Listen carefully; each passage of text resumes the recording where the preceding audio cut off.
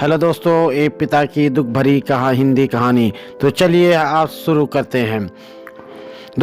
Hello दोस्तों, आज मैं एक पिता की दुख भरी कहानी आप लोगों से शेयर करना चाहूँगा। यह दिल छू जाने वाली स्टोरी, एक पिता के जज्बातों की कहानी। इस कहानी से आप लोगों को बहुत कुछ सीखने को मिलेगा। इस कहानी को लिखने का मेरा एक ही मतलब था कि मैं पिता की भावनाओं को आप लोगों के साथ बहुत ही सुंदरता स्टोरी में रिपो कर आप लोगों से शेयर करूँ।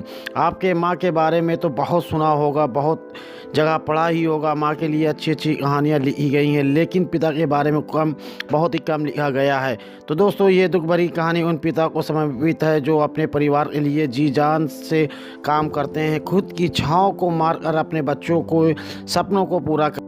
यह स्टोरी शुरू होती है जब मैं घर से गुस्से में बड़बड़ाते हुए निकल गया था और बस स्टैंड की तरफ आगे बढ़ने लगा। मैं मन ही मन बड़बड़ा रहा था, पता नहीं कितने पैसे छुपा के रखे हैं, लेकिन मेरे लिए एक बाइक नहीं ले सकते।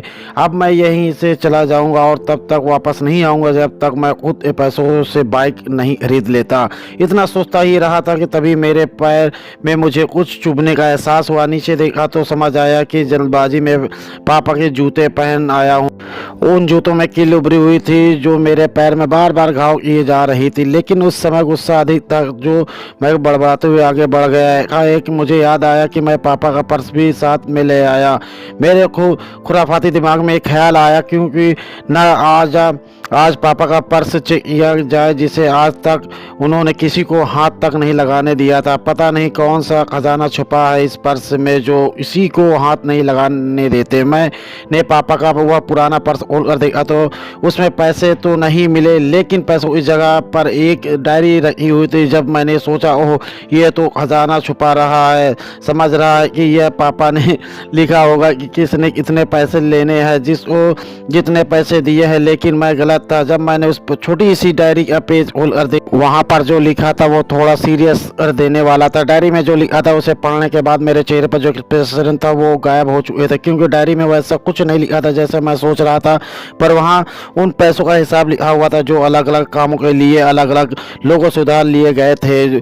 उस लिस्ट में कंप्यूटर के नाम पर भी पैसे लिए गए थे, जो कुछ यूँ लिखा था 50,000 बेटे के कंप्यूटर के लिए। वो वही कंप्यूटर था जिसे मैं आज तक यूज कर रहा हूँ, लेकिन मुझे यह पता नहीं था कि उस कंप्यूटर को खरीदने के लिए पैसे कहाँ से आए थे। लेकिन आज पता चल रहा था। मुझे आज भी याद है जब मैंने पहली बार कैमरे के लिए जिद की थी, जो मेरे पापा ने मुझे 2 हफ्ते बाद मेरे बर्थडे पर ला कर दिया था, जिसे देखकर मैं बहुत खुश हुआ था।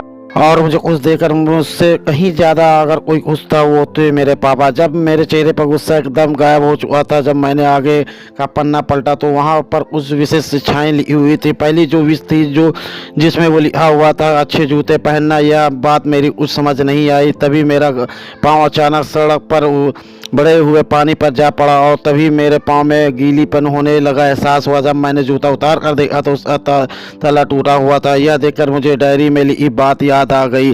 तभी मुझे पापा की कही बातें याद आ रही थी और कि मैंने माँ जब कहा करती थी पापा से, अब तो जूते पुराने हो गए हैं, नए ले लीजिए, तो पापा अक्सर यह कहकर टाल दिया करते थे, जूते अभी और चलेंगे और कुछ दिन पहले तो ही लिए थे। मुझे आज समझ आ रहा था कि इतने दिन और चलेंगे। साथ ही साथ यह भी समझ आ रहा था कि पापा पर्स को क्यों छुपा कर रखते थे। तभी वो डायरी को पढ़ते हुए बस स्टैंड पर पड़ी बेंच पर जाकर बैठ गया और उस डायरी का आखिरी पन्ना बचा हुआ था। उस पन्ने को जब मैंने पलट कर देखा तो वहाँ कॉल की डेट लिखी हुई थी। तारीख के नीचे लिखा हुआ था 50,000 रुपये बाइक के लिए। बस इतना पढ़ा और दिमाग सन रह गया।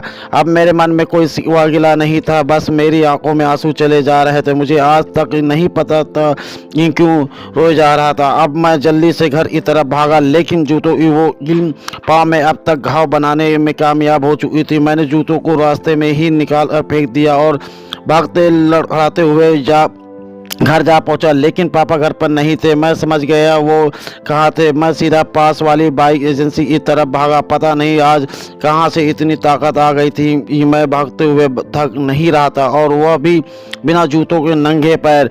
जैसे तैसे मैं बाइक एजेंसी पर पहुंचा। पापा वहीं थे। मैंने पापा को दौड़ कर गले लगा लिया। तो दोस्तों, कहानी अच्छी लगी हो तो कमेंट करें, अपने राय इजहार करें। चैनल पहली बार आए तो चैनल को सब्सक्राइब करें। आप भी अपने पापा से मोहब्बत करें, अपने माँ से मोहब्बत करें। मिलते हैं अगले के नई वीडियो में।